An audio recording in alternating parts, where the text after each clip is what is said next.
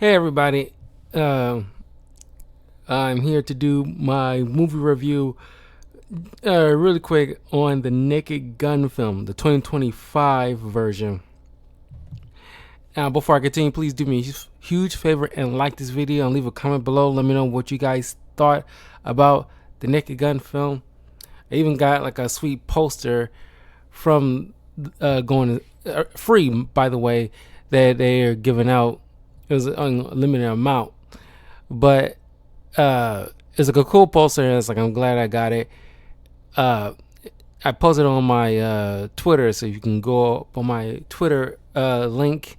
You'll see the post. But yeah, it's a this I hope brings back good classic comedies. The kind of not straight to Netflix or straight to DVD, type of comedies. I'm like comedies of the 80s and 90s and early 2000s that was shown in theaters that, had good stories, but also was hysterical with great writers. And for all intents and purposes, this is a fun film. And not in terms of it being perfect, because we don't go to comedy films for it to be perfect. We want like a good laugh and something to talk about. Even something like with the first Dumb and Dumber film, it is always a good laugh. It had like a story in it, but throughout the journey of that story, you had some good comedy, well timing. It's just we've been losing sight of that over the years, mostly because the sensitive nature of everybody or certain demographics in the world that just won't take a joke and just let it be, or because good jokes cause you to think and laugh at the same time. That is a marker of a good joke. Now, because of the super sensitive people out there in the world, some, not all, it is making it very difficult for certain, even down to the comedian all the way up to the movie theaters, to actually truly go all out with that comedy. And not everything is gonna work, but you're trying to not only have a timeless comedy, but also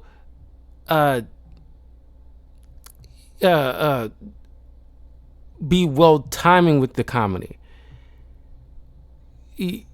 This is kind of a spoof movie in a way, because the original Naked Gun, which came out in 1988, which was the year that I was born, I grew up watching those original Naked Gun films. I rewatched them last night because initially I thought I might as well talk about the other Naked Gun films too in separate videos, but I figured I decided against it. There's certain movies I just want to watch for myself and not just for the channel. But I definitely want, at the very least, talk about this movie, because this is one of my most anticipated films of the year. When the trailer first dropped, it was hysterical, and this movie delivered. Like I said, not everything worked, but it got a good 80% hit ratio of good comedy. This will be talked about for days to come, similar to the vein of the Naked Gun films back into the 80s, into the early 90s, because they only made 3. This will technically be the 4th installment, but kind of like a reboot sequel, or a re-sequel kind of situation. But it's one of those rare ones that's done well, because you look at something like Dumb and Dumber, they tried to make a sequel too after all these years, and they failed miserably. That's what I'm saying. Because you look at something like those spoof movies in like the mid 2000s, early to mid 2000s, that they tried to ape off of the first two scary, well, at least first three scary movie films. And what made, at the very least, the first two movies work so well is the fact that they have like the Wayans brothers, who are, especially Keenan Ivan Wayans, who directed the first two. He understood what comedy means. He is one of those like old school kind of comedians that he get, not only his brothers, but he got, a lot of, comedians start in the acting world, like Jim Carrey and Tommy Davidson and David Allen Greer. It was because of Keenan Ivory Wayans, who understood like the secret sauce of well-timed comedy, and people who had that gift, and he helped cultivate it and nourish it, and it, flourish. Jim Carrey is a prime example of that, tutelage, or just that guidance that Kevin Iver Wayans, he saw something in Jim Carrey and he brought him on to In Living Color and really, put him into the spotlight, and he grew and grew until eventually he got the role with Ace Ventura and The Mask and Dumb and Dumber, and et cetera, and he just blew up and became a legend in Hollywood. So when he has the chops to make something like a spoof movie work. But after all that, when they kind of, had some kind of legal troubles trying to, maintain the integrity of the films he started, because right now they working on a new scary movie project, which they haven't even dropped a trailer for, but they're actually is working on a re-sequel of that, which I'm looking forward to, because we need to get back to some good comedy, not walking a tightrope or walking on eggshells, I should say, of worrying about offending somebody, some demographic. Everybody's gonna get like with South Park. Everybody's gonna get talked about. There are no exclusions, and that's what I respect when it comes to comedians and certain comedy movies, that everybody gets made fun of. You look at something like epic movie or whatever, or disaster movie or superhero movie, they're lampooning just any and everything, and they don't know when to sparse it out, let it breathe. They just throwing like just references left and right. Like, you saw the Pirates of the Caribbean, right? Hey, the X-Men, right? It's like you seen Superman Returns. It's just like it's lazy comedy, and that's what killed. And that's partially why comedy got also killed in movies, because people at a certain point just got lazy. I think because this movie was produced by Seth MacFarlane, who you get to see like him just like putting his little touches here and there, because he worked with Liam Neeson quite a bit in a couple of movies, and definitely in Family Guy.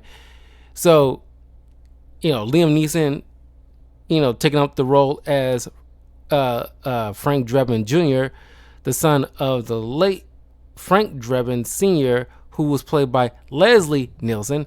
And I think great choice of casting Liam Neeson, because his name is very, similar to Leslie Nielsen, who in his career, he constantly was playing like serious roles. It wasn't until the movie Airplane, which is one of the best spoof movies, to this day, who was great playing a straight man in the world of insanity, where he just plays it straight, and it's adds to the hilarity. And I don't think anybody really remember him at this point for his serious roles, except for maybe a couple of boomers that's still alive. But by and large, people like going from Gen X down to possibly, if any Gen Zers and Alphas are watching the new Naked Gun film and being shown the original Naked Gun, he'll be known mainly for all his comedic roles. So Liam Neeson, kind of similar. He played early on a lot of serious roles where it comes to dramas or action and some fantasy here and there, like or science fiction or science fantasy, like Star Wars. As he is also still widely known, aside from the Taken films, he is widely known as Qui-Gon Jinn, or Ra's al Ghul. It's like, well, the Taken guy, Ra's al Ghul, Qui-Gon Jinn, and the Schindler's List guy. Those probably like the main four Liam Neeson's probably the most recognized about, because those are intrinsically tied to his essence. Like, he brought those particular characters to life so in such a degree that he'll live in infinitum because he did so well. He acted in a lot of stuff, but those four are probably the main ones he'll be recognized for. I think Schindler's List is probably his breakout role. I'm pretty sure I'm wrong about that, but I think that movie really put Liam Neeson on the map, definitely, because it's probably very early in his work. And Schindler's List is probably the biggest box office moneymaker in movie history, at least one of them. So it just makes sense that eventually he shows a bit of his comedic chops, and him playing the straight man in this world of insanity just works so well. Yeah, I just had to just talk a bit about that, because it just, man, I just hope this movie revitalizes and encourages Hollywood to give, comedy movies a chance. But I like to say, or preface this, don't just throw out schlock.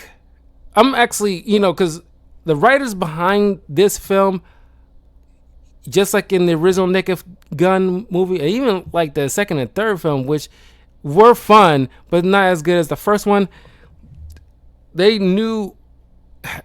It's like every time you watch those films, and even with this, the comedy is so smart that every time you watch it, there's always something happening in the background, something funny happening in the background that you probably didn't notice at first, but then upon a second or third watch, you notice something. Like, I rewatched the original Naked Gun film, and I noticed at least a couple of things I never, because I haven't seen it in so long. I noticed, cause I watched it a lot as a kid, but I haven't seen it so long until fairly recently, that I noticed a couple of things I didn't realize before. By the way, I encourage you to watch all the Naked Gun films. The most I ever recommended something to people, I'm recommending it now. The Naked Gun films, you have to watch them.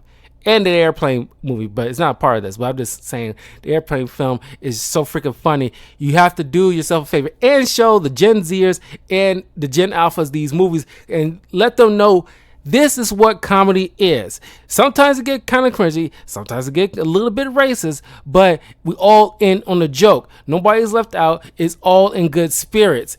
Be able to take the joke and laugh at the absurdity. It's okay to laugh at yourself. Okay, you don't need to get in your feels about every little thing. We got to learn to laugh. That is a key thing that we got to learn from this movie, and hopefully other comedy movies that get a chance to go into theaters, that it's okay to laugh. Sometimes, it doesn't always work, but you don't need to boycott something because, or this actor because, they said something or something was written in this particular movie that took offense to me. That's offensive to this group, or is offensive to this group. Suck it up, Okay? We gotta bring back sucking it up. Okay?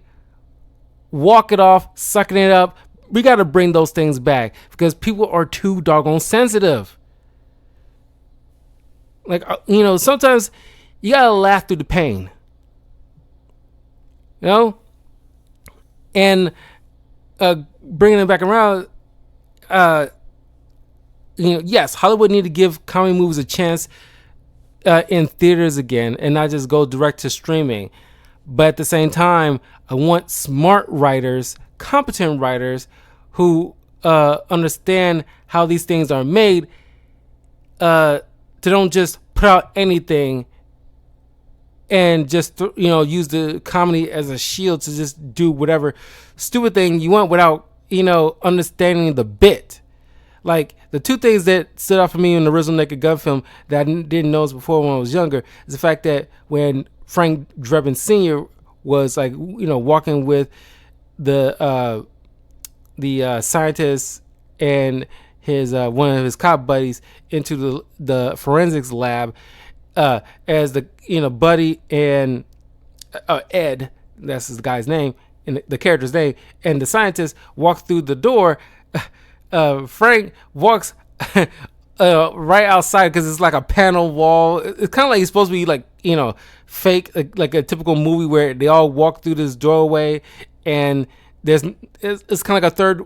It's like a fourth wall break kind of situation where he just walks around the doorway, and as the other two just walk, like plainly without even acknowledging it. And that's what adds to the hilarity. Sometimes you don't even acknowledge the quirkiness or the silliness of the fact that you just like, it's just it's just like a thing. I'm like, sure, we'll walk through this door while you just casually walk on outside, casually breaking the fourth wall, walking outside around. That is something I didn't know.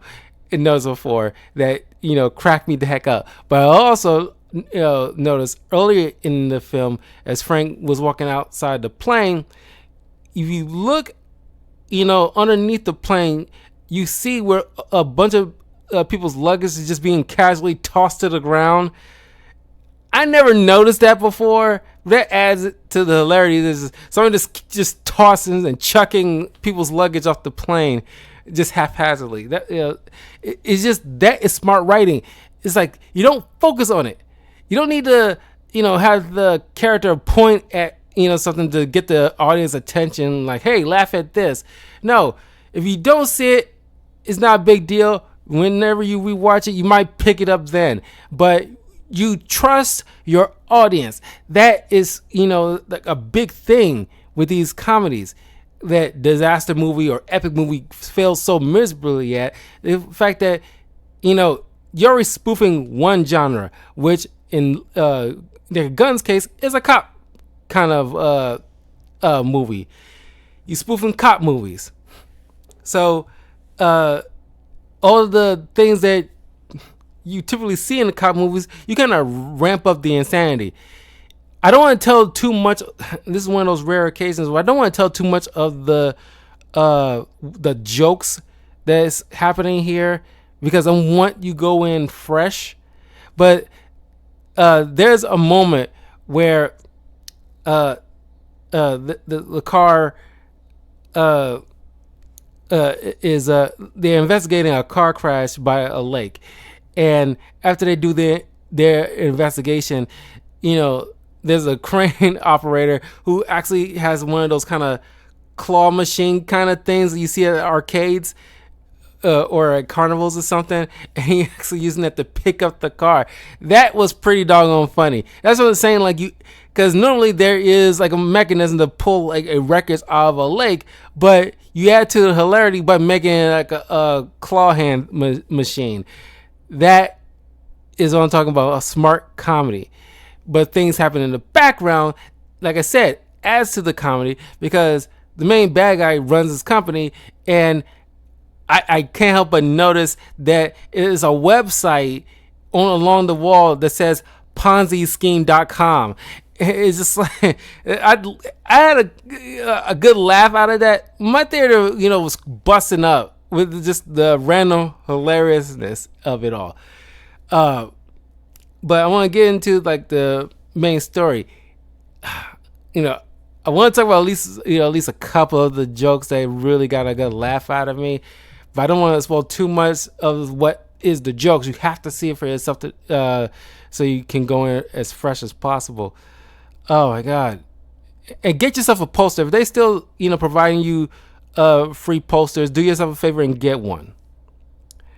But anyway, this is directed by Akiva Schaffer, written by Dan Gregor, Doug Mann, and Schaefer. Also, like I said, produced by Seth MacFarlane and Erica Huggins. It stars Liam Neeson as Frank Drebin Jr., Pamela Anderson, who is getting like a massive second win in her career as of recently. And this one really kind of cinched it because she get to show off her comedic chops because she is hilarious. Because early on in her career, she's always been this kind of sex symbol. She acted, but every once in a while you get like, wow, she's a really good actress, because she is. But I can't recall the last time I actually laughed at something with Pamela Anderson in it, or at least what she did in it to cause a laugh. I can't remember the last time. I'm pretty sure there's been stuff, but I just can't remember off the top of my head. This one, she is so freaking funny. She is so good. She plays Beth Davenport. Paul Walter Hauser, who just recently was played the Mole Man in the Fantastic Four film, plays Captain Ed Hocken Jr., the son of the captain of the previous films. Danny Houston as Richard Kane, the main bad guy. CCH Pounder as the chief of police, Chief Davis, who has like a funny moment with her husband where, your typical cop film where it's like the main police chief probably has some kind of political figure as a significant other, and it's like he's supposed to make this big speech or some kind of thing that he has to get his good night's sleep in order to be able to give that speech. We don't see that speech given, but he's always, every time we see the guy, he's still sleeping. He's not waking up. And despite how loud things are or crazy, she drags him to a police situation, and he's still in his night clothes and with that little sleeper mask on, and he's still asleep. It's so freaking dumb. Kevin Durant, not to be confused with Kevin Durant, because I don't have ADHD or dyslexia or whatever like that, but it's just when I read it, I just immediately went to Durant with the T and not Duran with the D, not the basketball player, the actor who plays as Sig Gustafsson, the right hand man to the main bad guy. Then some cool cameos. I'm not gonna spoil here, but we also get this actor. My biggest grief that it goes with this particular character. You got Moses Jones, who plays clearly Nordberg Jr., who is clearly supposed to represent the son of, because Nordberg was played by O.J. Simpson, who passed away a couple of years ago. It's a shame that he couldn't. I'm pretty sure Seth MacFarlane and Schaefer would have not hesitated to get him to have a cameo in here, because Priscilla Presley makes a cameo in this, who plays Jane, Frank Drebin Sr.'s wife from the original Naked Gun films. I liked the fact that I was hoping she would have more than just a cameo appearance, because they kind of set it up, because Frank Jr. got like a phone call from his mom, and you would think you'll see her, we do technically see her, but it's just like, man, I thought she'll have like at least a few minutes to, talk with her son or something. Maybe there's a deleted scene somewhere, but that's just like, man. But anyway, I think that also was an issue for me because I would love to have more with her, with Frank Jr. But also Moses Jones, when the first trailer dropped and that hilarious moment where all those cops are looking at old pictures of the older cops, Ed Senior and Frank Senior, and you see Nuremberg Senior, and he just looks at the camera and just shakes his head, and that still gets a laugh out of me. It's just a subtle thing, but it speaks so many volumes. However, I thought they was clearly setting up like, okay, you got Ed Jr. and Frank Jr. together. Why not add in the trifecta of Nuremberg Jr. and do all those slapstick stuff they had Nuremberg Sr. do in the previous films, where you constantly get like, beat up or hurt or some kind of way. Some hilarious thing just casually happens to him, like getting dragged by a Greyhound bus to the next state. It's just so funny. I was like, man, I was kind of hoping to see something like that, and that was a bit of a disappointment because you set this up in the trailer, and it's like, man, I wonder if he's gonna play something a little bit different the way his father played. It's not actually his father, but you know what I mean. The previous character played it, where he just I don't know, because clearly Nuremberg was best friends with Frank. You thought you'd get that same kind of dynamic between the offsprings. I thought that was kind of a missed opportunity. Hopefully, if this gets a sequel, you actually get it. I hope it does get a sequel. This is actually a really good comedy film. Like I said, is that like, I don't want every movie, regardless of the genre, I don't want every movie, any writer or any director thinking like they're making the next Schindler's List here or the next Godfather. You know what you're doing. Just try to make the best as you can, but don't expect like you're gonna be winning like every Oscar known to man. It's like, come on, just worry about just making a good whatever genre film that you're making. But yeah, I think those are my two biggest issues I have for the film. Just like, I need more of those two particular characters. And also, like I mentioned about things that happen in the background that you need to take a second look. When you see the cameo appearance of Jane, right behind there, you see this stuffed beaver. If you know about the beaver joke from the first film, you'll appreciate it. Like I said, I'm not going to spoil anything. You got to watch all these Naked Gun films yourselves, so that way you can easily, and I suggest watching them in order, my personal opinion, so that way you can, I think this more so kind of focus on the first film rather than Naked Gun 2 or 3. But I just do yourself a favor and just watch all of them. So anyway, Frank Jr. is investigating this supposed car accident, but not being an accident, is clearly a setup by the main bad guy. And we see this character, Davenport, who speaks with Drebin to look further into it, because the last time she spoke with the driver of the car accident was her brother. Last time she spoke with him, everything he was clearly was onto something big, and would not had deleted himself the way that it happened. So she doesn't believe it. And like I said, I love jokes. This is played in the trailer, but I still think it's so freaking funny. The fact that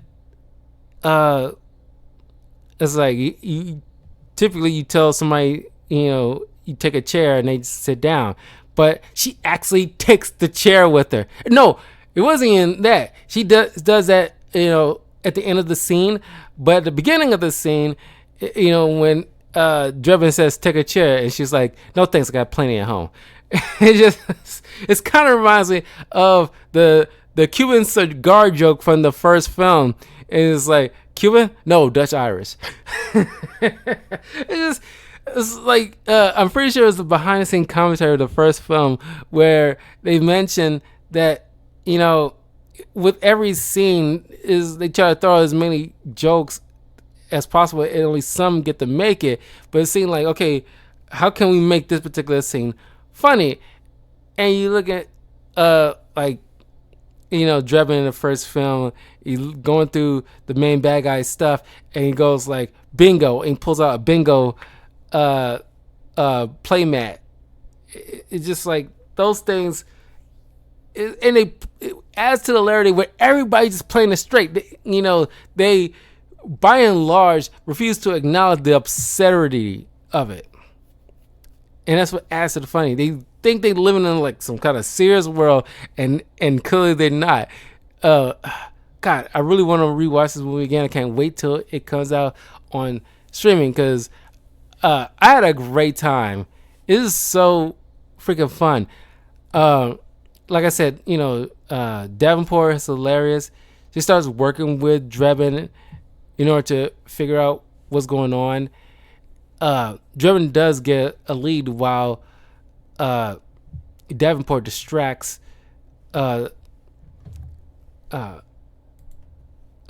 Kane. And like I said, I don't want to spoil too much of what's the jokes here, but this is probably like the highlight of. Well, no, there's multiple highlights with Davenport because she's just great. Oh my god.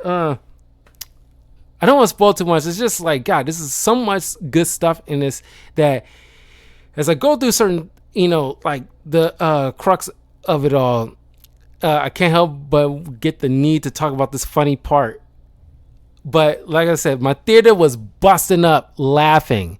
It's just great, great comedy. There's a moment where Drebin was trying to sneak and he keeps making these little weird noises and get more absurd. That's where like I can see the Seth MacFarlane part of it all, where he kind of added his 2 cents specifically, because it reminds me of the Family Guy scene where Peter Griffin was stepping on stuff and he accepts on more absurd things that makes a loud noise, and it was in like a Star Wars, you know, spoof that he did, and he then steps on like a boombox that plays loud music and alerts a stormtrooper. Then that's where it's like, oh yeah, there you go. Thanks, Seth MacFarlane. I know that part was you, definitely. I'm pretty sure you had in other stuff that you can't tell, but that one I most definitely can tell that was him. Could be wrong, but I doubt it. But then, oh god,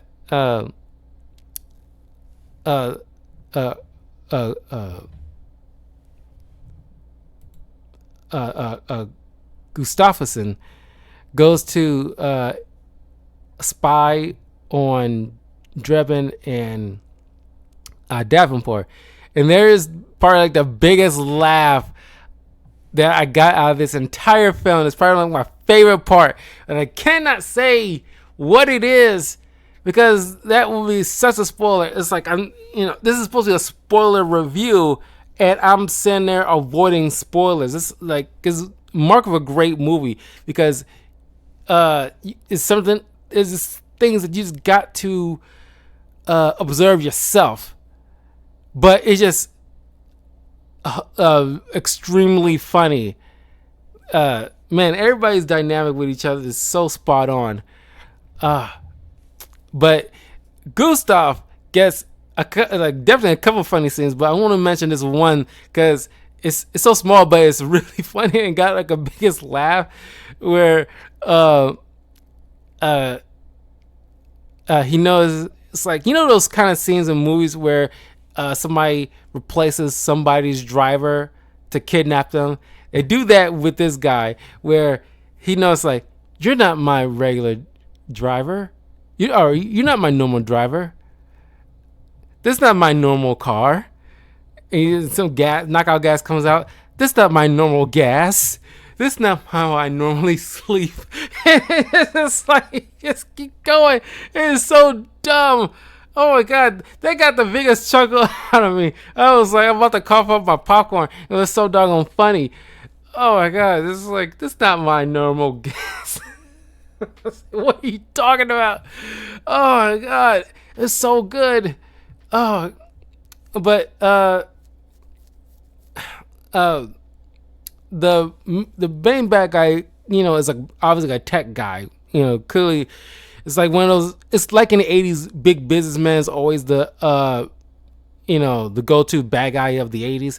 Right now, the go-to bad guys is kind of like tech bro or tech billionaires like Elon Musk. So of course they can't help but have him, Kane being like the evil Elon Musk kind of guy. Uh, uh, he has this device that's supposed to activate like the lizard savage brain of a human being and have it go flaring up and cause like other catastrophe and fights among people. See, the signal kind of flares up with everybody's phone that's with them and cause like a signal to go off in their brain. And he ends up calling it. There's an acronym, but I can't remember the full acronym. But it spells out. They don't even actually say it. They expect you to read it, and it's literally called plot device. I was like, oh my god, they call it plot device.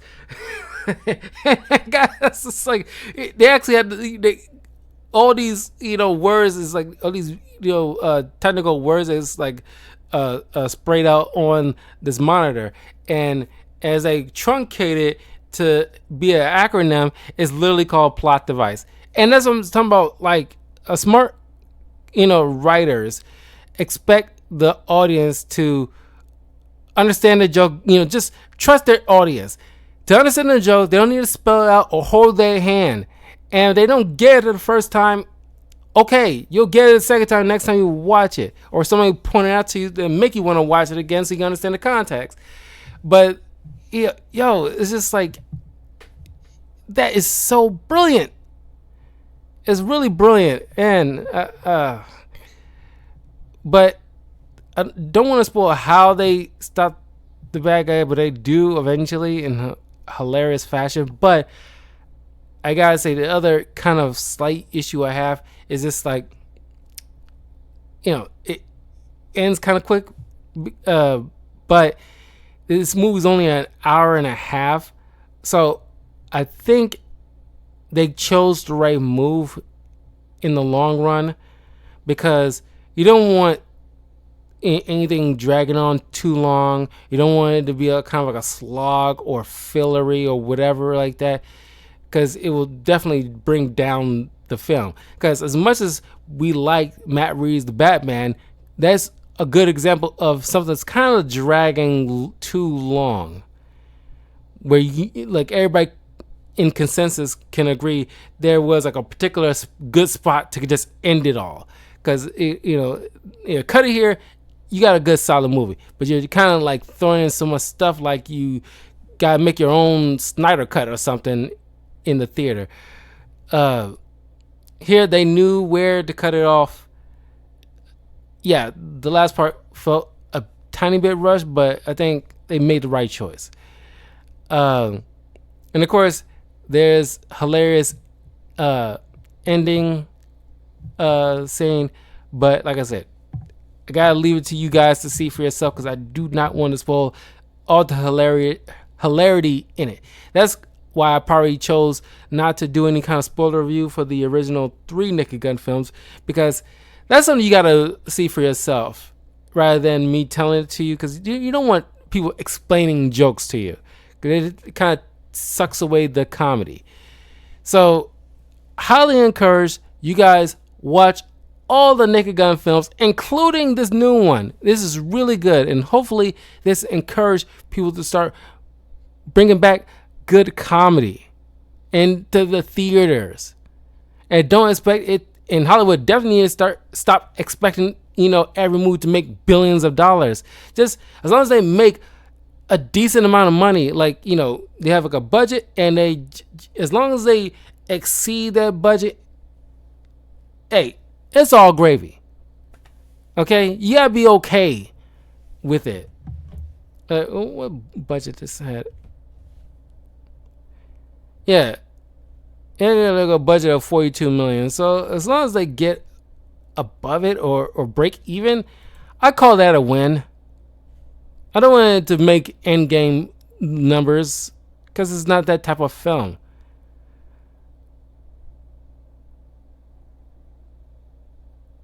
I don't think comedy is dead. This movie, I would have agreed with you to a certain extent before, or maybe even last year, homie from Compton. Thank you for stopping by. But this movie, and with the soon coming scary movie requel that was announced earlier this year or late last year, with Seth MacFarlane or Keenen Ivory Wayans, who are comedy veterans who understand the like I said, the secret sauce when it comes to smart comedy. That, like with Trey Parker and Matt Stone of South Park, everybody gets it. Nobody's left out, and sometimes you gotta learn to laugh at yourself and stop trying to make a boycott or of a movie or an actor because they take part of a movie, they make fun of this particular group. It's like you would think they learned from the whole Dave Chappelle Netflix thing, whereas it's like, okay, you need to ease up. They're going through the whole thing with Sydney Sweeney right now, which I thought was so dumb. It's like nothing's offensive if everything's offensive. Okay? You end up trivializing the word if everything is racist or misogynist. You're trivializing the words so it doesn't have any impact like it used to. When people call somebody racist, it meant something. That they did something obscene.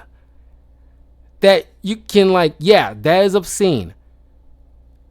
But now you can't make a simple commercial ad with a blonde hair, blue eyed woman who's obviously attractive without it being these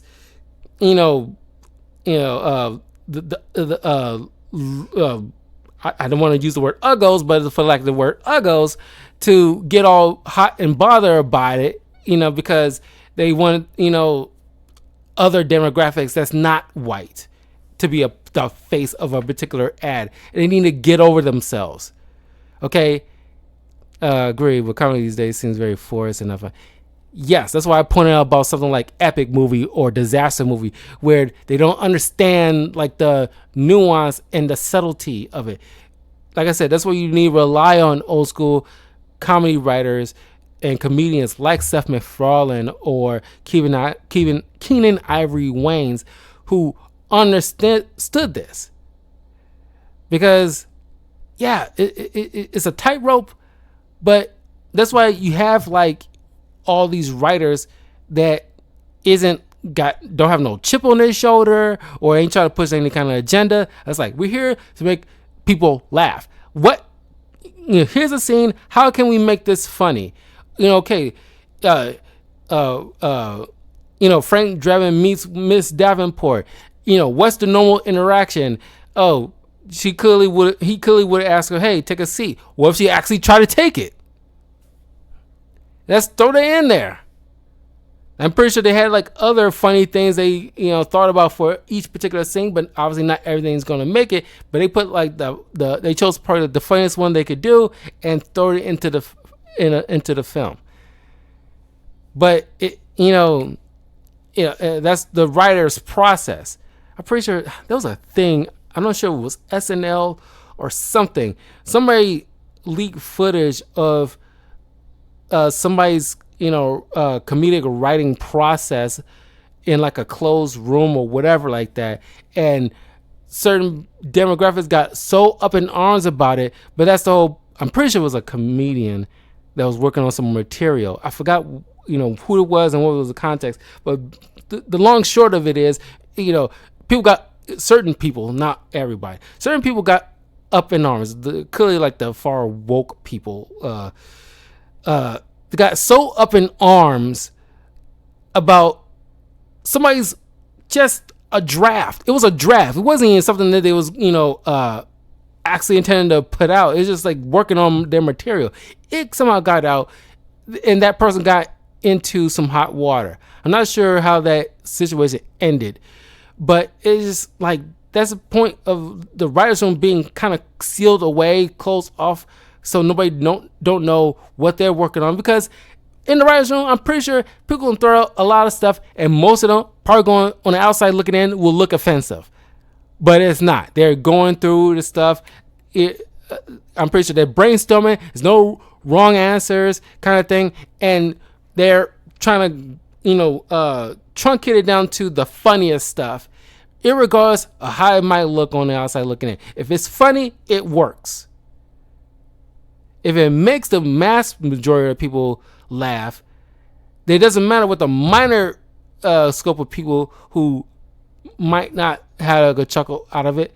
But like I said, it's a ratio thing. You want at least more laughs than you do with the non-laughs. Not everybody's going to laugh at every little thing, but you need to get the majority of those laughs, and those laughs got to work. That is the key factor. Don't just throw out any random slop and say like, "Oh, this is a joke." Like Pirates of the Caribbean, you like that? That's funny, right? Look at the way he's moving around, all quirky, and that's what you thought was funny about him. Look at how we do it. It's just like that's lazy.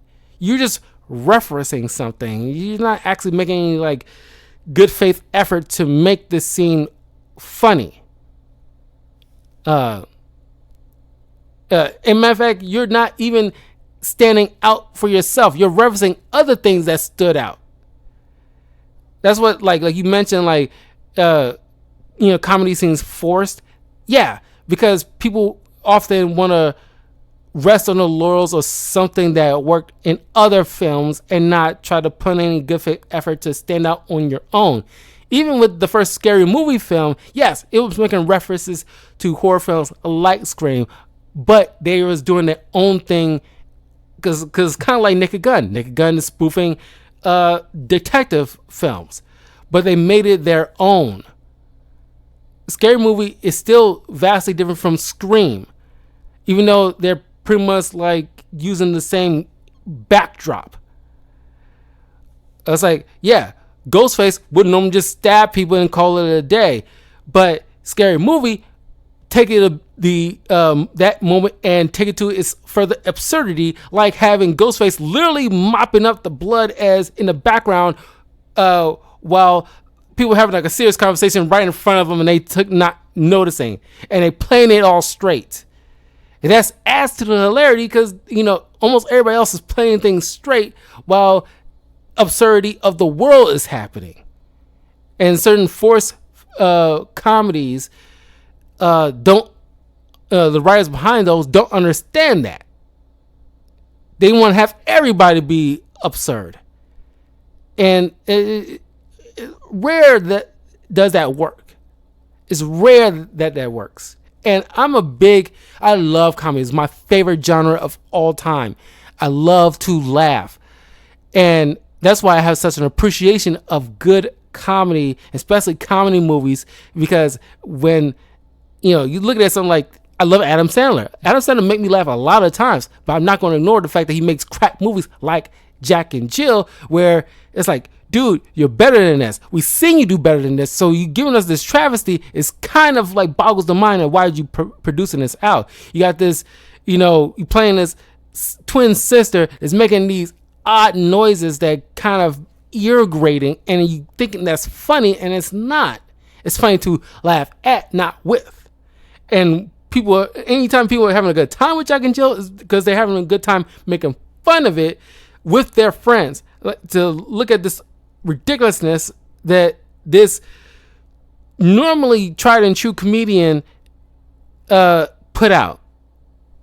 It's just like, we can, hopefully people in Hollywood or anybody who's watching this who wants to make a good comedy film take note of this, or movies like this, like the first Scary Movie or the original Naked Gun. And it's like, okay, or Airplane. What made these work? Let's look at the behind the scenes commentary, or speak with anybody who is still alive that was a part of those films and ask their 2 cents. So that way you can try to take that blueprint and apply it to whatever comedy that you want to. That's just my suggestion. Because hopefully, as an actor myself, I want to make a good comedy film, or something like Naked Gun or whatever, because I like to make people laugh. It's a good feeling to make people laugh. Anyway, I will. That's just my 2 cents of the new Naked Gun film. Like I said, I can't really get into the weeds of what happened. You gotta observe yourself. So highly encouraged. Yes, I give this like a B plus, like a solid B plus. I could not give it even like an A or even an A minus, because, like I said, there's certain things that I kind of wanted more from, like Norbert Jr. and Jane, who could you acknowledge them? It's like, okay, why you didn't make them a little bit more part of the film? That would have raised it up to at least a solid A for me. But as it stands, I give it like a and then like the final act with the villains felt a little bit rushed. So yeah, I give it like a solid B plus, and which is typical for good comedy films back in the day. Whereas like it's a solid B. Even like the first Dumb and Dumber film, I think that's one of those kind of comedy films that could reach the heights of an A.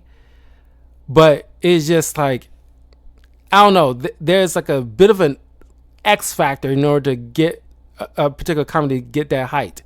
Like, or the first or like the Airplane film, it gets a solid A as a comedy movie. Which, like I said, there's certain X factors in play that has to be met in order to get to that point. But for the most part, it's to be expected for a good comedy film to, at the bare minimum, get like a B, because you can always come back to it and always get a laugh. As much as I love Ace Ventura, I can't put it as like I hesitate to say I give it like a solid A. You can make the argument you could give it like an A, but it's a good B plus films. But you love it because every time you return to it, the comedy is timeless. Because just the silliness of this character in this world. Because I think that's another thing. Either the character's gotta be silly, and the world's serious, or the reverse. Like in Naked Gun, where the characters are serious, but the whole world around them is just silly for the most part.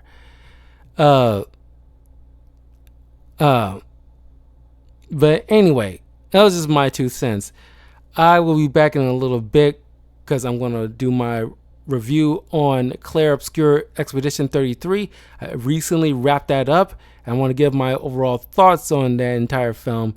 But if you're watching this on YouTube, leave a comment below. Let me know what you thought of the Naked Gun film, if you've seen it, and let me know what you thought of it, and what worked for you and what didn't work for you, and what you think about comedy movies in general, and do they have a chance of making a huge comeback? Because I think so. Thanks to this film, I think there's a possibility that if they learn the right lessons in Hollywood, which they rarely do, there's a possibility we'll get good comedies back in theaters and not straight to streaming. Because I watched Happy Gilmore 2, I think that would have benefited to actually be put on the big screen, because that was, like a solid B movie too. Because I was expecting the worst, got a good solid film out of it, and got some solid laughs. Anyway, I will see you guys soon. Take care.